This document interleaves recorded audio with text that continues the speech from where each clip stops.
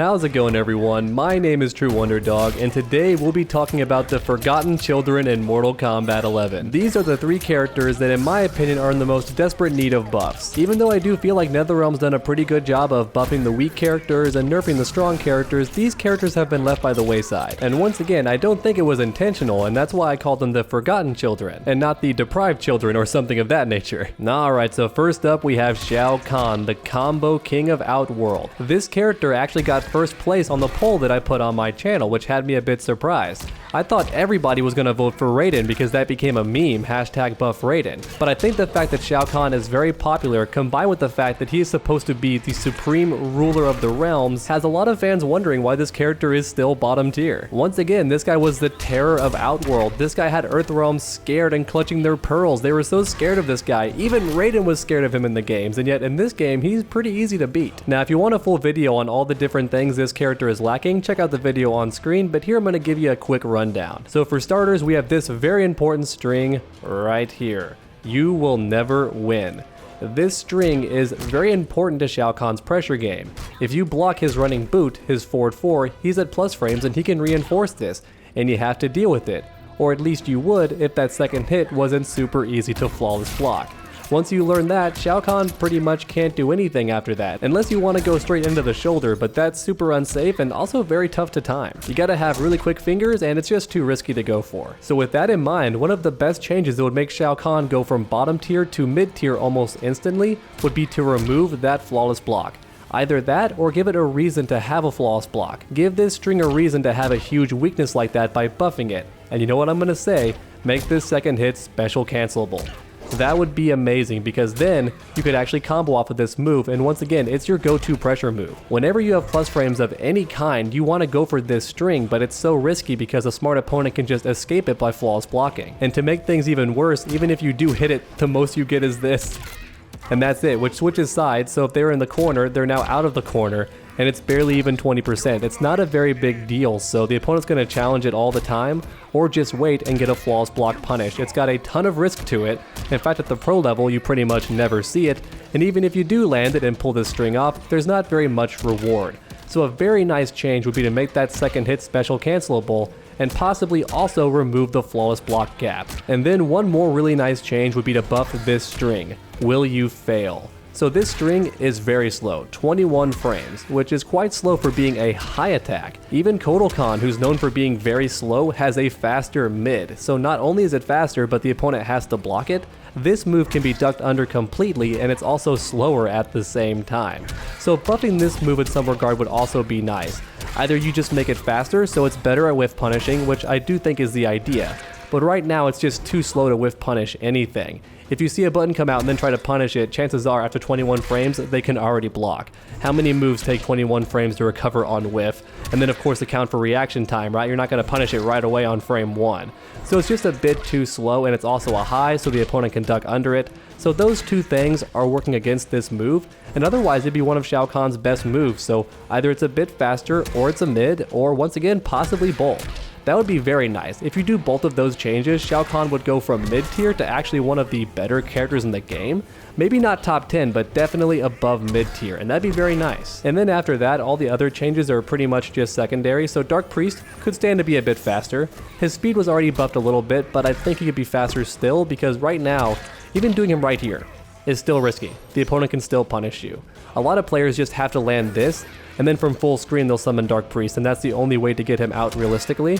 That just seems like a few too many requirements if you ask me, so I think make him a little bit faster still. That would be very, very nice. And then if we're talking about variation 1, these taunts are still too slow to ever happen in a real match, especially a competitive match, but even just an intense combat league match, you're never going to get these off. Look how long it takes me to jump. Look how long it takes me to block, right? It just takes forever. The recovery on these things is ridiculous. And one of them is actually required for a crushing blow, and I don't like that either. I think this crushing blow could be on counter hit, since it comes after a frame trap, the running boot, or it could also be like Garrus, where the third hit has to connect by itself. That way a lot of players might try to punish this second hit and just go right away. And you go, nah, I'm gonna risk it and go for this, and there you get a crushing blow. So it's a bit of a mind game. Will they stop early to keep themselves safe, or are they gonna risk everything and go for that throw? That to me sounds like a pretty fun mind game, so that would be a much better requirement for his crushing blow. And then last but not least, we have a very important bug fix that still has not been changed, and that has me surprised. So let's go ahead and go to the right hand corner of the screen. So this move actually restands the opponent, which you'd think would be really good in the corner, but check this out. It is -8 on hit. So that is fully punishable. So if I do a long combo and then restand you, you can actually punish me for a full combo. That's definitely not intended, definitely a glitch, and I think it should be fixed ASAP. That's a very important thing that I believe would make Variation 1 a lot more fun if it was fixed. Because I do think Shao Kahn is supposed to be a far-range whiff punishing character, and then a straight-up punish character and a pressure character. He's definitely not a zoner, but I think he exceeds at long combos for punishing anything risky you do or anything unsafe, and then once he has those plus frames, he's a pressure character. And this restand would go a long way to making him a better pressure character in the corner in Variation 1. And that's a big deal because right now everyone does Variation 2 with Shao Kahn. Variation 1 is just not viable, and Variation 3 is still a bit of a wild card. So fixing this bug and speeding up those taunts would go a long way to making Variation 1 a lot more viable, and we might actually see it at tournaments. And then in second place, we had Kitana just barely beating out Raiden, which had me very surprised. I thought Kitana fans were more of a niche group, but it seems like people agree that Kitana has been too weak for too long. Now thankfully Kitana has received a few tweaks here and there to make her a bit more viable, so now it's down to about 3 main things. The first one that most players want is just a damage increase. So look at all this work I do, and I spin the bar at the end and I'm still getting about 28. A lot of characters can get that meterless and their combos can't even be broken out of, so Kitana just doesn't get any damage for all that effort. And it's not just the damage itself, keep that in mind, it's how long the combo was combined with the damage. She has to work a lot harder to get lower damage than everybody else. And honestly, I feel like a lot of that could have been fixed with the upward fan toss, but oddly enough, when Variation 3 came around, she didn't get the upward fan, instead she got a 50-50 variation, which makes her a bit tougher to block, and that's nice, but I think a lot of people just want more damage on their combos. Because you have to understand what a lot of Kitana players want from Kitana. They want the fast-paced combo experience. She is the combo queen, and that's what players want. And it's also why a lot of players don't like using Highborn when they play Kitana. Highborn is actually an admittedly good variation. It's actually one of the best variations in the game, but if you ask me, it's good for some really cheap reasons, and it's not super fun to watch, and last but not least, it's just not Kitana. It doesn't feel like Kitana. So while you could tell all the Kitana players to just main Highborn, that's not what they want. They want their combo queen, and Variation 1 does have some fun combos. All it needs is a little bit of a push, just a bit more damage. Nothing too crazy, but for example, this optimal combo right here, which already starts off with a risky string, I think this should be 30. Just a solid 30% damage, maybe 31%. Most characters on the roster can easily get 30% at the cost of 1 bar, and if they can't, they're typically very good at something else, like really good pressure or really good zoning, and Kitana doesn't really have that. At least not outside of the Highborn variation, which once again a lot of Kitana mains don't want to be restricted to. And thankfully one of the recent updates fixed this glitch right here where the follow-ups were actually highs and the opponent could duck it even on hit. That was a bit ridiculous, or they would block the first hit and then the follow-ups would miss. That was all ridiculous. They actually fixed that, but now we still have this. This move is still the bane of many Kitana players' existence because it's a dial-in string. So you're forced to do all 3, which wouldn't be a big deal, but here's the problem.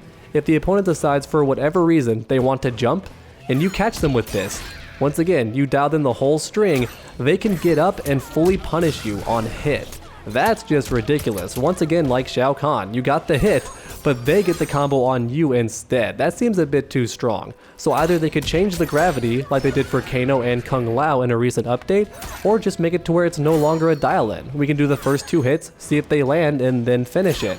Because the dial-in is what gets us killed, actually, as Kitana players. So either it's no longer a dial-in, or just fix it to where if you catch them jumping, they don't get a full punish on you when they get up. Those 2 changes would be very nice. And then last but not least, we have the wake-ups. So if you play Kitana, then you already know the wake-ups are pretty much always off the table. So I'm gonna have Devora knock me down and just watch this wake-up 3. Not a chance. I step backward when I do it, so the odds of me hitting her are very unlikely unless she's right in front of my face. So oddly enough, the animation is almost a free whiff punish for the opponent, because they just walk back a tiny bit and they can punish you on wake up. For a lot of characters it's the opposite, like when I knock down Scorpion, I just have to jump. When I knock down Devora or Shao Kahn, I just have to jump because that wake up 3 has such ridiculous range. So if I don't want to block it and actually want to punish it, I just have to jump and get a jump in combo. But Kitana actually steps backward and makes your job easier when it comes to whiff punishing. So the animation just isn't that good. And then her wake up 2 is also pretty bad. It doesn't hit directly above her and also doesn't hit in front of her on the ground either, which wouldn't seem like a big deal, but let's think for a second maybe you're a pro player and the opponent jumps in, you flawless block their jump in, and then you do an up 2 and it misses because they're right in front of you but they're not in the air. That actually does happen a lot. So one more really nice change for Kitana would be just to change the hitboxes on her wake ups a little bit. For her wake up 3, maybe just don't have her step backwards, that way she just hits right where she is. And then for her wake up 2, just make it to where she can hit opponents who are more in front of her and not necessarily only in the air. And then last but not least we have Raiden. Now Raiden oddly enough has almost all the same weaknesses that Shao Kahn does on top of having worse frame data. So this string for example, his regular mid, that's -9, fully punishable, and it's just a mid into high. Even so, it's still fully punishable on block. This string right here, already fully punishable on block, but also has a flawless block gap, so it's even easier to destroy. And then how about this string?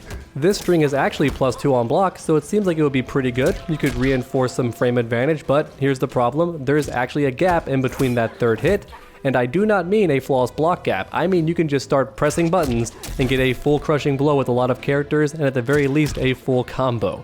Has a gigantic gap, and you don't want to do it. So this string, which should be very good for block advantage, is actually terrible on block because a smart opponent can just punish you every single time. And then on top of that, you have the storm cell gap, so that third hit can actually be ducked under. Otherwise it would be safe, only -3 on block. But you can duck that third hit and get a full punish. A lot of Raiden players don't like that. And once again, just like Shao Kahn, Raiden also has a move that is minus on hit in the corner. Now thankfully this time it's not fully punishable, but even so, you landed a move and yet it's your opponent's turn. Kinda weird. Once again, it's obviously a bug and not intentional, but even so, fixing it would be a very nice change. And we're still not done because this string right here, it should be safe, right? Only -6 and decent pushback. Well, guess what? It also has a flawless block gap. So just like Shao Kahn, a smart player can just destroy Raiden's neutral because every option he has is either punishable or has a flawless block gap, and sometimes both. And that's about it for Raiden. Once again, if you want a full video on all the things wrong with him, I made a video on that as well, so feel free to check it out. And that's about it for this breakdown, everyone. Once again, these are the forgotten children of Mortal Kombat 11. I certainly don't think any character in this game is terrible, but I do think these characters have been unintentionally overlooked, and they could certainly benefit from buffs. You'd see them a lot more online, a lot of players who main them would be a lot happier, and then as the cherry on top, we'd finally start seeing them at tournaments as well. So if you think these characters deserve a buff, please leave a like down below and feel free to share the video. And then why not keep that combo going by subscribing and ringing that bell, that way you never miss a future video. Make sure to come back next time, and as always, stay underdogs.